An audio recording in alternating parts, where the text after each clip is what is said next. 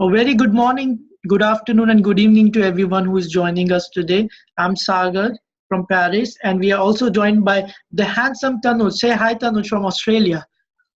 Hey man, how's it going? Yeah. Oh, he's almost an Aussie now. Aussie, Aussie, Aussie. So today we will be discussing about the semi-finalist of the World Cup, and I would like to start from the team which has still has an outside chance, who can still make it a laga laga laga laga masti ka chauka. So Pakistan. I just want to make one point for all the Pakistani fans who want to draw a comparison between the 1992 and 2019, that all the things, freaky things which happened, like Aladdin got released in 92 and Aladdin got released in 2019. There's a very silver lining that we, Tanuj and me, were not uploading videos in 1992, and we didn't upload video even till now. So they still have a chance. So Tanuj, first, your comment on chances of Pakistan. Hi Sagar, how are you? Hello to all our viewers.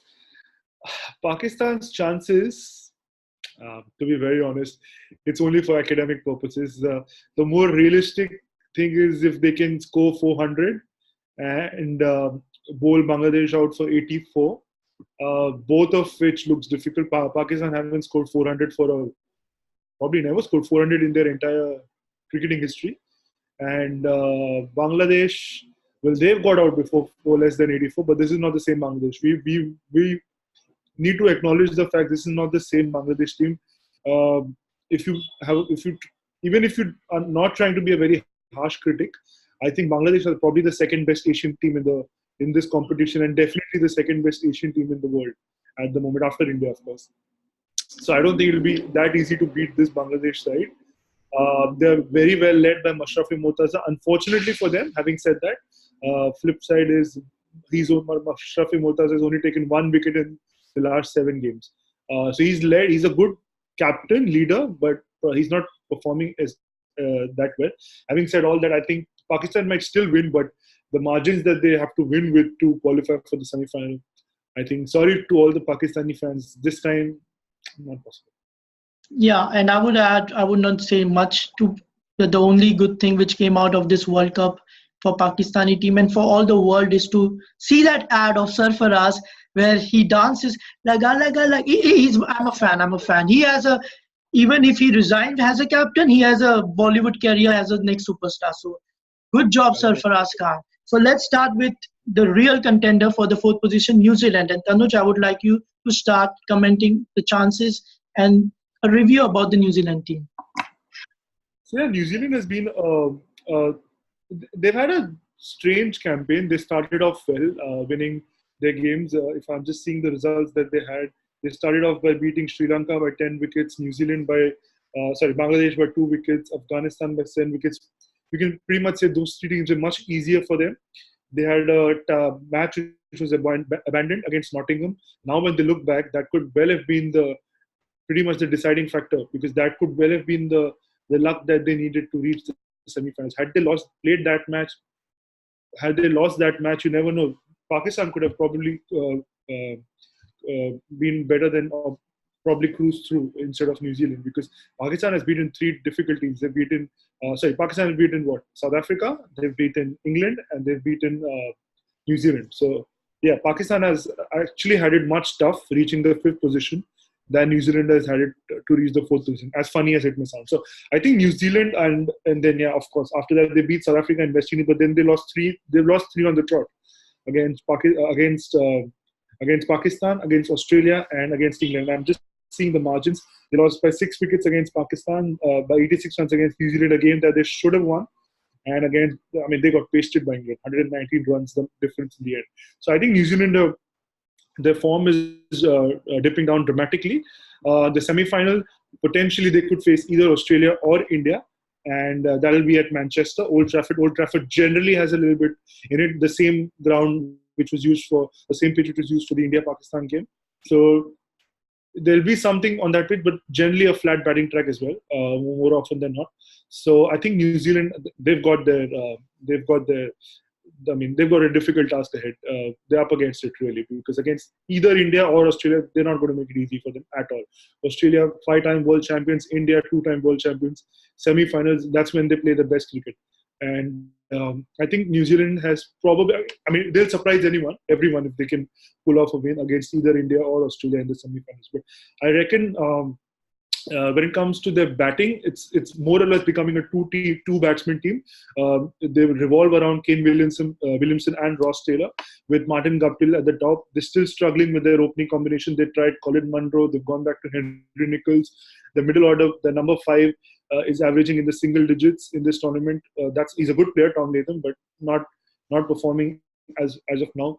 The likes of Colin de Grandhomme and Jimmy Neesham are somewhat, they're playing like bits and pieces players. They're much better than that, actually. So I feel the batting is revolving around 2 batsmen at the moment, Ross Taylor and Kane Williamson. As far as the bowling goes, I think it's been more of Lockie Ferguson and Trent Bolt. They're the 2 stars for them. So any team, they're making a plan against New Zealand, they will obviously like to take out these 2 bowlers, play these 2 bowlers out, and the rest of the bowlers are not really as penetrative and as threatening. So I feel New Zealand, I mean, they will have to surprise everyone if they have to make it a second World Cup final in a row, because, like I said, either Australia or India are not going to make it easy for them. It's going to be a really, really tough test for them at Manchester. So, yeah. And if they're playing Australia, if Australia beats South Africa at Manchester tomorrow, Australia will be playing on the same ground against New Zealand on Tuesday. So they would have had a better taste of the conditions before them. So I feel New Zealand slightly, I think they've probably seen the best days in this World Cup. I'm not putting it against them, but they will have to play close to 100 overs of very good cricket if they have to advance to the finals by beating either India or Australia. So that's what I feel. What do you reckon, Sagar? Yeah, I guess it was a very thorough review. I think that New Zealand peaked at a really wrong time. Is when you're playing a very long tournament, it's always the fact that when are you peaking, and they really peaked at the wrong time. They peaked in the start, and the only reason they are making this World Cup final is 2 things went into their favor. One was that washout game against India, as you said, and the other was that their win against Sri Lanka in their first game was so huge, which boosted their net run rate so much that it really helped them, or else it would be Pakistan. I wouldn't be making so much fun of Pakistan, but they made it, and they really made it, as you said, based on 2 batsmen. That's Kane Williamson and Ross Taylor. They have good bowling lineup, but again, as you said, that also revolve around 2.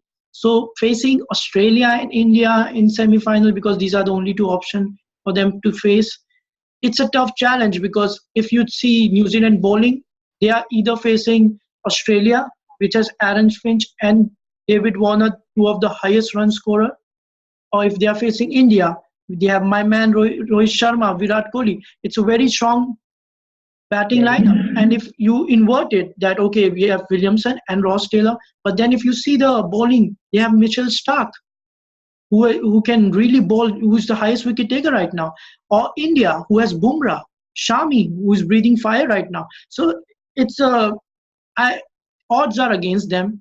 They are a good team. Kane Williamson is a fantastic captain, really calm, a beautiful batsman to watch. But the momentum is not in their side, the luck is not in their side, and they lack depth like other teams. So it has to be a uphill battle for them. And it would be great to see New Zealand, because they are a great team, but I don't see that happening. It's a good team.